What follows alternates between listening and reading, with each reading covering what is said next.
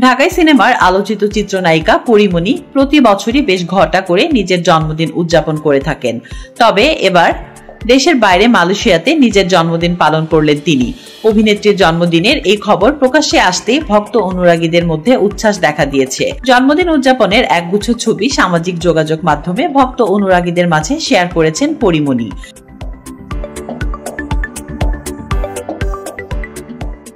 সেই ছবিগুলোতে দেখা যায় কেক হাতে মিষ্টি হাসিতে ধরা দিয়েছিলেন এই নায়িকা। ছবির ক্যাপশনে নিজের অনুভূতি ব্যক্ত করে তিনি লিখেছেন, এ জীবন শুধু বেঁচে থাকার চেয়ে বাঁচা জীবন উদযাপন করাই শ্রেয়।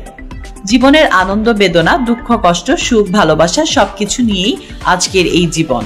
পাশাপাশি নিজেকে জন্মদিনের শুভেচ্ছা জানিয়ে ভালোবাসার ইমোজি জুড়ে দিয়েছেন তিনি। এদিকে এই পোস্টের কমেন্ট বক্সে নেটিজেনরা জন্মদিনের শুভেচ্ছায় ভাসিয়েছেন। একজন নেটিজেন লিখেছেন, হ্যাপি বার্থডে ডিয়ার পরীমণি। আরেকজন লিখেছেন, দোয়া করি আপনার আগামী দিনগুলো ভালো হোক, আল্লাহ আপনাকে নেক হায়াত দান করুক।